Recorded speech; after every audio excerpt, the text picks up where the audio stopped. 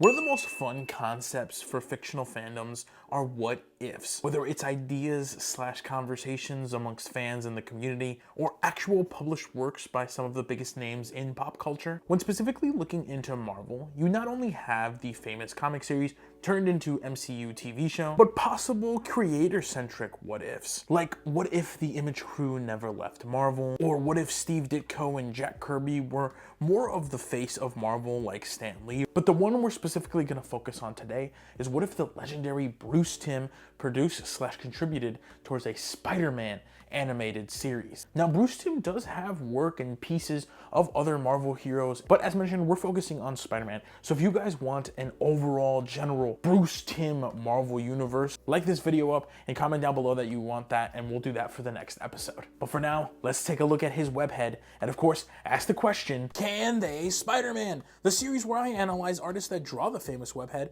and whether they've been drawing him for years or draw him for fun, I let you know whether or not I think they can Spider-Man. Now, unless you didn't have the best childhood, you'll recognize the name Bruce Timm, as he was one of the builders of the original DC animated universe. Being one of the head producers and animators, it would be his style that a bunch of kids would recognize from his iconic TV shows. Mainly partnered with Paul Dini, another industry legend, their era of DC animation was so big and impactful, it's often referred to as the Diniverse, or more often, the Timmverse. So along with the amazing storytelling that Dini and Timm with Team would produce, Timm is special because of his renowned look for this animated universe, and he would briefly even take it into the comic space. Now, of course, with his connections to Warner Brothers and DC, he would mainly contribute to DC Comics, and although Timm didn't do a ton of work for Marvel, he still has a lot of examples, and lucky for us, one of those examples is Spider-Man. Personally, I think Timm's aesthetic works flawlessly with the webhead. The retro look of his art gives it a unique look, as Timm's style is very Art Deco, but his webhead does feel familiar,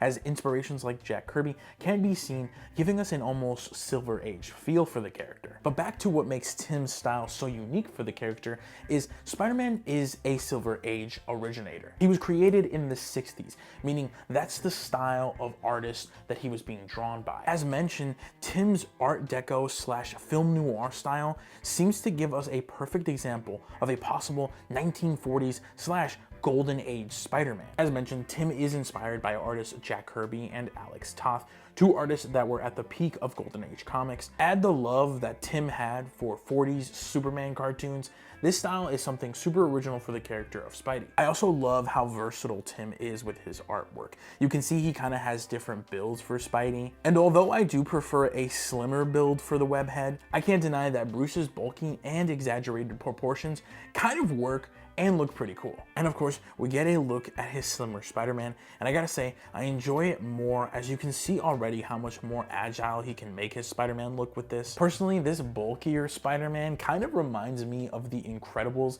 It kind of gives off like a Mr. Incredible Spider-Man, which again adds to that retro-like style of the 40s and the 50s. But between the Mr. Incredible type build and the more traditional slim build, I gotta say this muscular Spider-Man looks fantastic. It once again highlights Timm's versatility. You can also see how tight he can reel it in and make a streamlined look. But of course, we can't talk Spider-Man without including his iconic cast, and Timm does amazing with cast members, giving us unique and iconic on their own looks for Batman's rogues. This piece here by Timm shows us some of Spider-Man's rogues, as well as how his Peter Parker can look, and I will continue to say that this is flawless, beautiful, totally capturing that aesthetic/era. The cartoony and animated style is of course such a plus for the character, as you want a charming Spider-Man, and this is exactly that. Personally, I think a story set in the Spider-Verse where we get a classic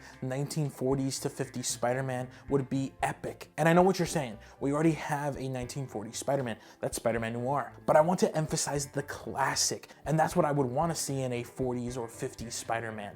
The colorfulness elements of that classic red and blue, as well as his colorful cast and rogues. But even if you wouldn't want to do that, you could still have Bruce Timm do a story set in the Silver Age for the character. Similar to what Tim Sale and Jeff Loeb did with Spider-Man Blue, the possibilities are endless with a talent like Bruce Timm, and I can only imagine the incredible and original stories he, and maybe even Paul Dini, could have done for Spider-Man. It just makes me wish we could peek into that ultimate universe where Bruce Timm produces a Spider-Man the animated series. Regardless though, I am happy that we at least have these pieces of his Spider-Man, and of course, I'm forever thankful for his actual DC animated universe. I'm actually even thankful for the actual Spider-Man animated series from the 90s, because that's amazing stuff as well. But what do you guys think of Bruce Timm? What do you think of his Spider-Man?